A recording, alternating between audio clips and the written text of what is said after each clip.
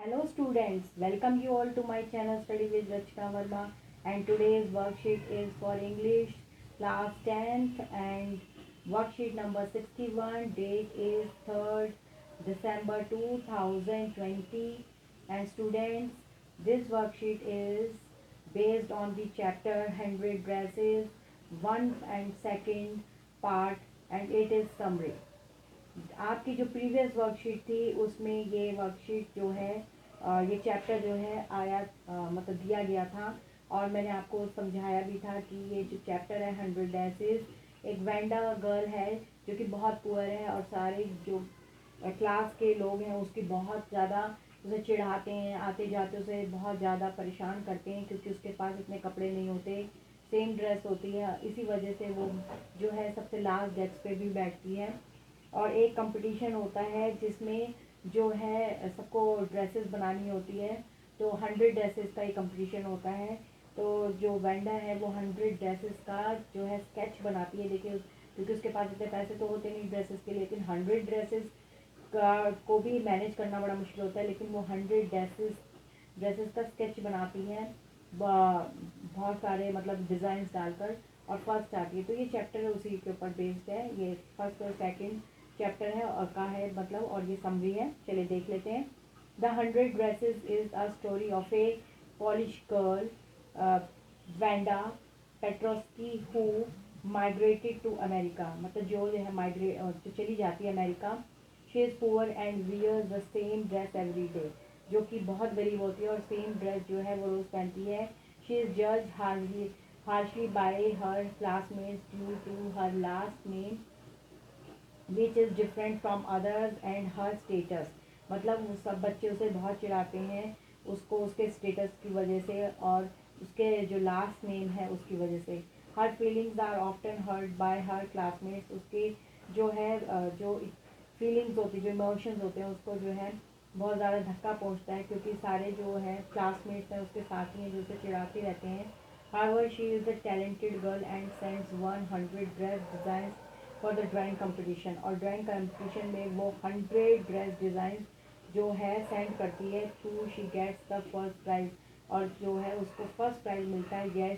Yet she and her family have to move from the town, और जो है वो और उसकी फैमिली जो है उस टाउन से जो है हमेशा के लिए चले जाते हैं। She and her father leave a letter each to the teacher and her classmates, और वो और मतलब शी एंड हर फादर मतलब वो और उसके फादर हैं वो एक लेटर छोड़ते हैं टीचर के लिए और जो क्लास के बच्चे हैं यानी क्लासमेट्स हैं उन सब के लिए।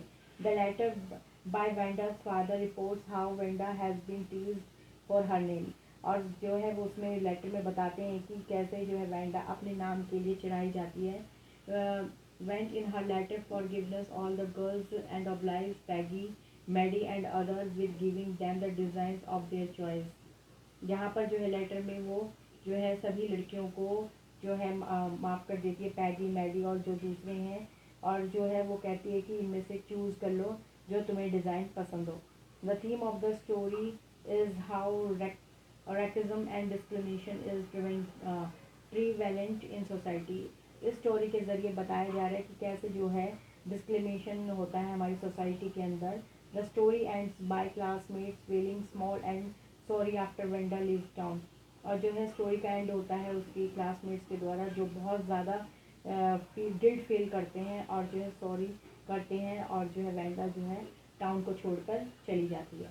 अब इससे रिलेटेड स्टूडेंट्स क्वेश्चन आंसर्स हैं। ये थोड़ी लेंथी वर्कशीट है आपकी क्योंकि ये चैप्टर पूरा जो है कवर हो रहा है, और क्वेश्चन आंसर बहुत इंपॉर्टेंट हैं जो कि आपके लिए मैंने करके दिए हैं। और ये जो क्वेश्चन आंसर्स हैं ये आपकी बोर्ड की प्रिपरेशन के हिसाब से दिए गए हैं, तो आप सबको जो है सिर्फ लिखना ही नहीं इन्हें याद भी करना है, क्योंकि आप जब इस वर्कशीट को दोबारा पढ़ेंगे याद करेंगे क्वेश्चन आंसर को तभी आप अपने पेपर में लिख पाएंगे।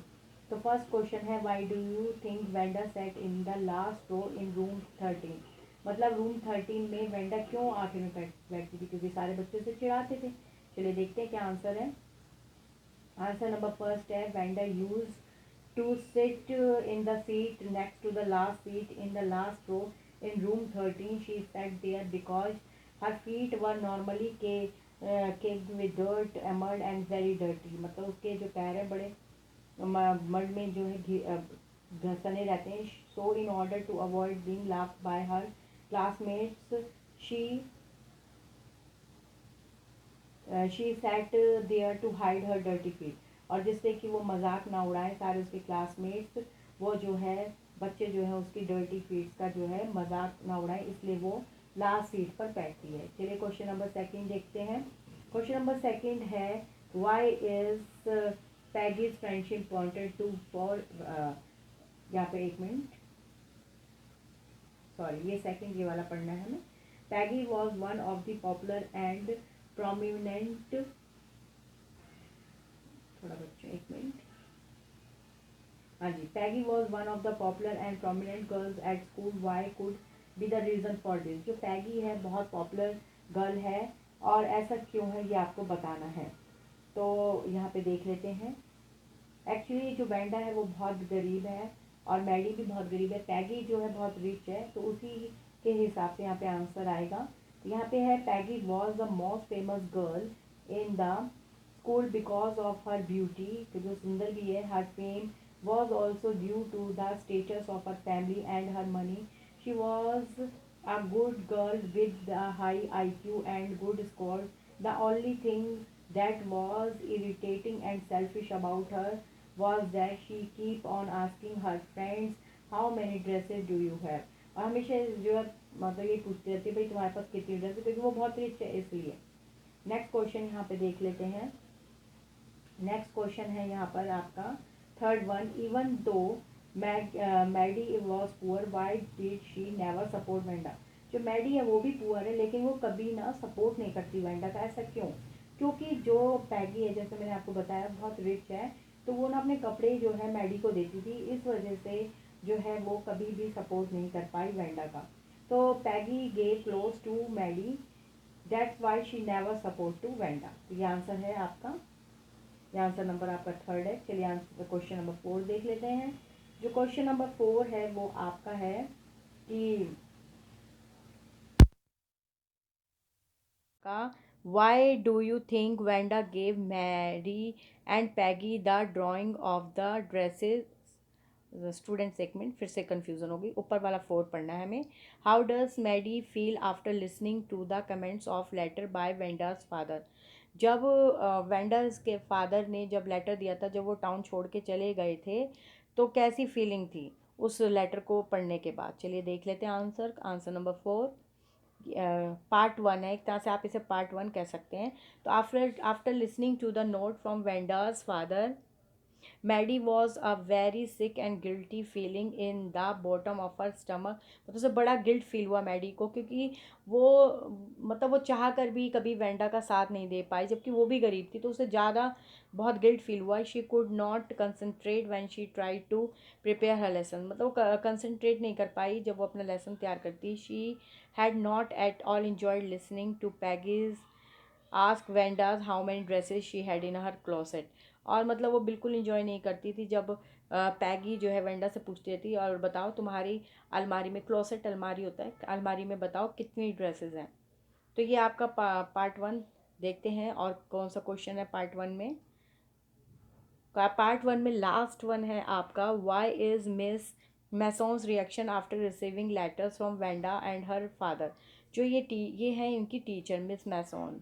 तो चलिए देखते हैं कि जब मिस मैसोन ने लेटर पढ़ा वह जो उसके फादर ने दिया था, तो क्या मतलब क्या रिएक्शन रहा उनका और क्लासमेट्स का. तो एक आंसर नंबर 5 ये रहा आपका. तो miss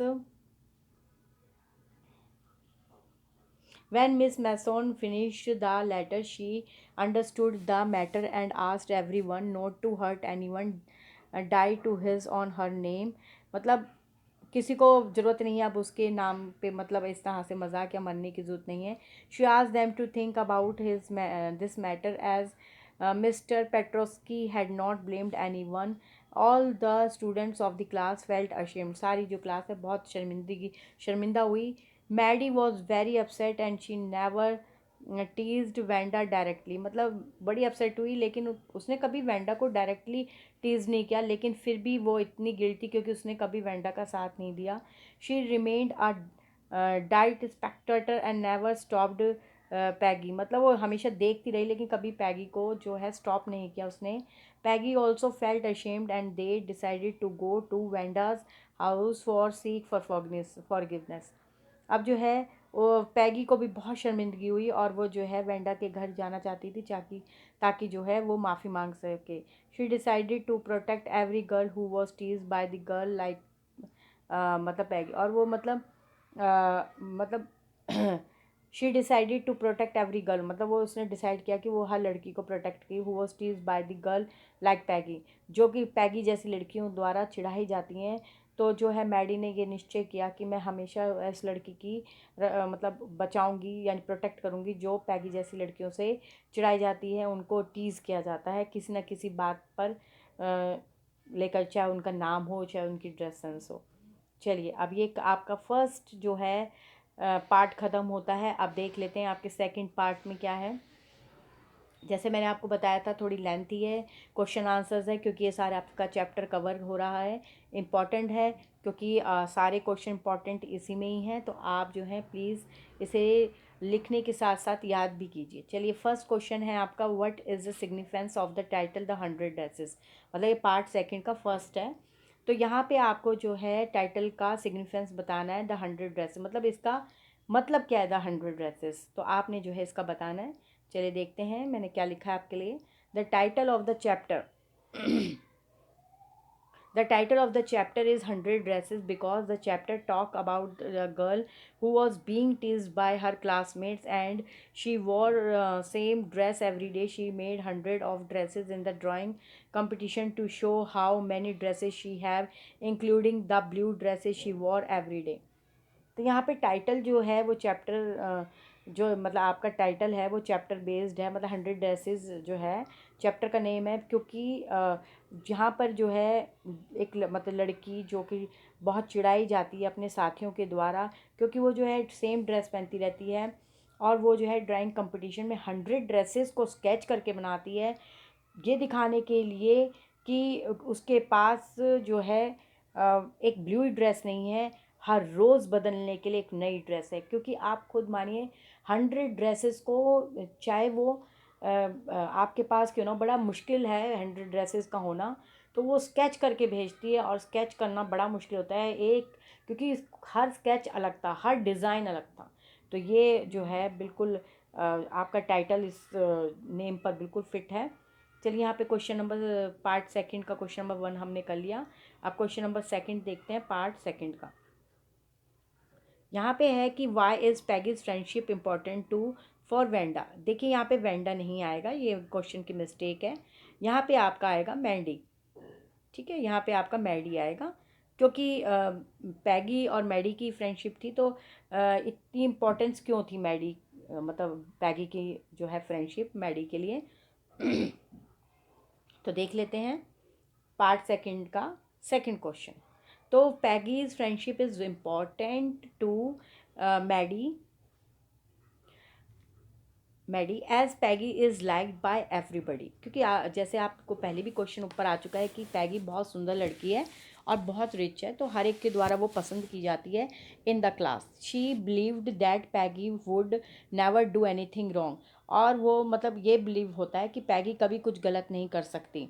she was Peggy's best friend, और जो मैडी है वो पैगी की बेस्ट फ्रेंड है. And Peggy was the best liked girl in the whole room, मतलब कमरे में सबसे अच्छी और सबकी पसंद करने मतलब पसंदीदा गर्ल लड़की है, सब उसे पसंद करते हैं.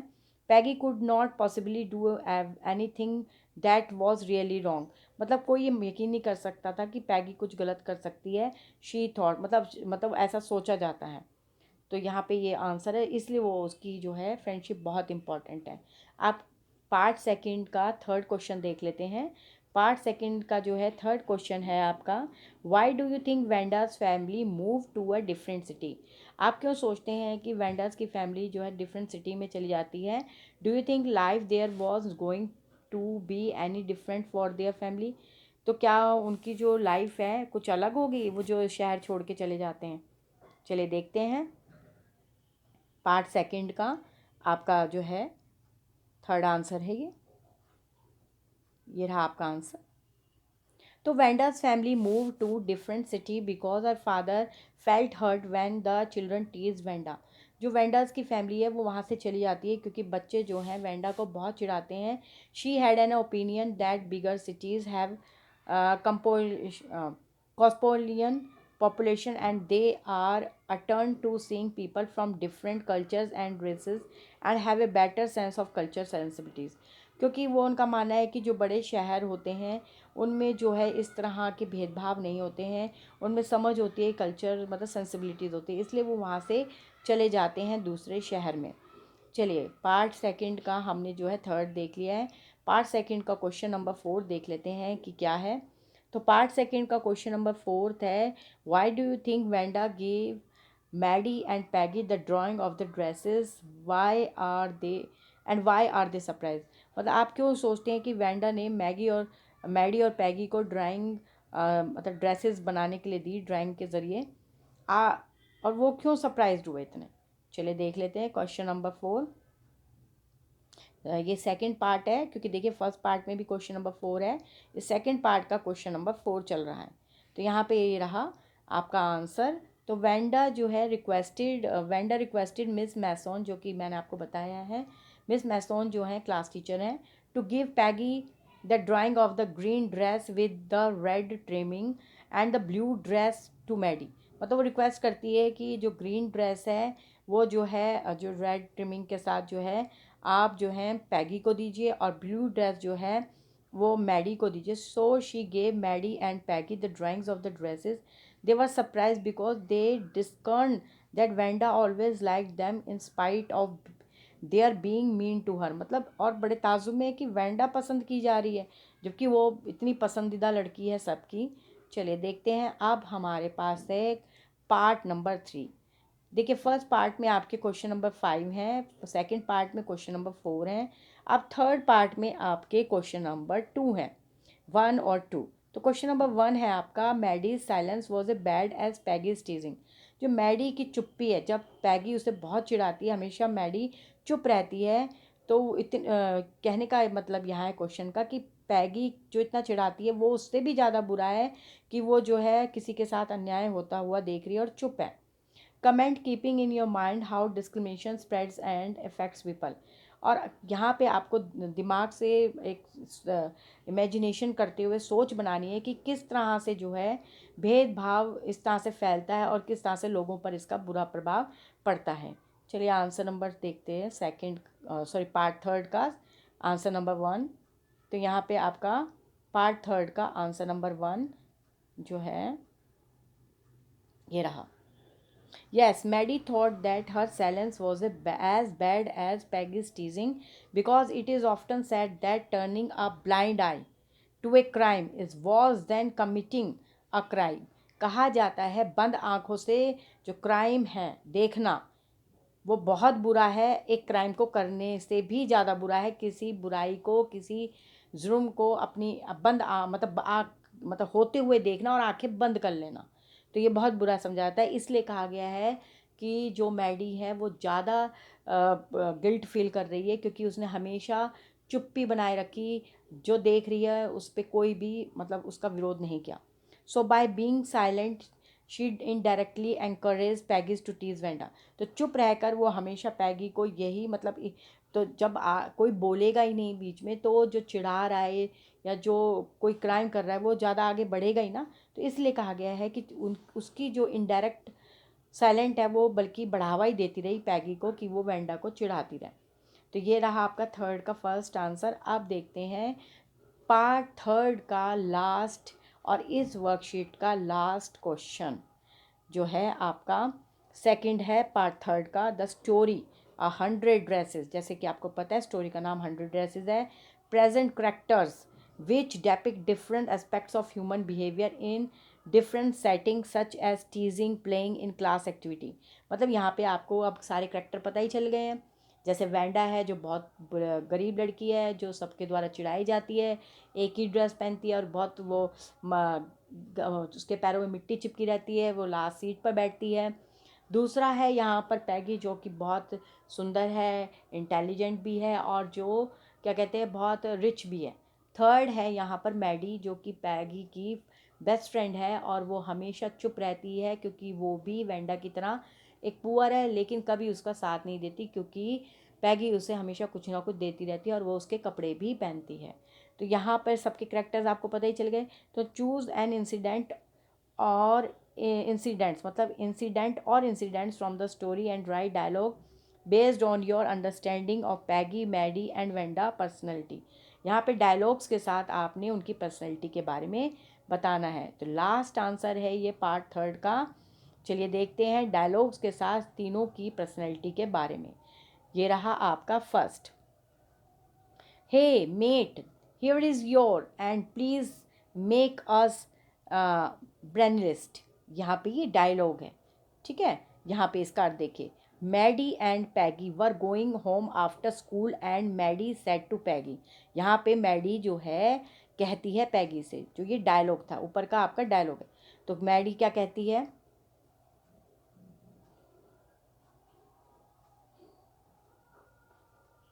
मैडी कहती है, hey Peg, why do you tease Wanda by asking her about 100 dresses. तो यहाँ पे पैगी कहती है, no I don't want to tease her, but why does she lie about 100 dresses, of course we know she is lying. मतलब Peggy कह रही है कि ये क्यों झूठ बोलती रहती है, इसके पास 100 ड्रेसेस हैं। Maddie, hi I guess Wanda feels sad when she ask her such questions, well why do not we stop teasing her. Maddie कहती है कि क्यों ना हम इसको चिढ़ाना बंद कर दें। तो पैगी कहती है, ओके बट but एक minute, but why are you talking about her? Nowadays she is not coming to school, so now it does not matter.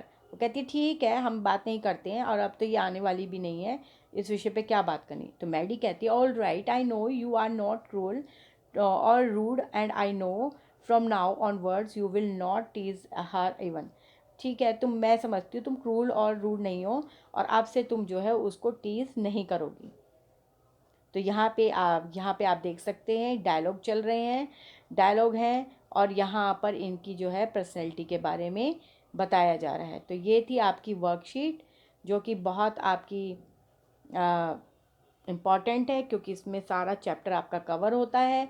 तो इसी के साथ हमारी वर्कशीट जो है ख़त्म होती है। तो आप प्लीज़ कि जो वर्कशीट है देखिए कितनी ज़्यादा आपके लिए कंटेंट को इकट्ठा करके जो है वर्कशीट बनाई गई है। तो आप जो है प्लीज़ इसे अच्छे से सुनिए और हर क्वेश्चन को अच्छे तरीके से याद कीजिए। इसमें 3 पार्ट्स हैं। फर्स्ट पार्ट में 5 क्वेश्चन अटैम्प्ट हो रहे हैं, सेकंड पार्ट में 4 हैं और थर्ड पार्ट में 2 क्वेश्चंस हैं जो कि बहुत इंपॉर्टेंट हैं। और मैं उम्मीद करती हूँ कि आप जो है बहुत अच्छे से अपनी तैयारी कर रहे होंगे और इस वर्कशीट को आप जितना हो सके शेयर कीजिए बच्चों के साथ और प्लीज़ इस चैनल को सब्सक्राइब करें। Thank you so much for watching my channel.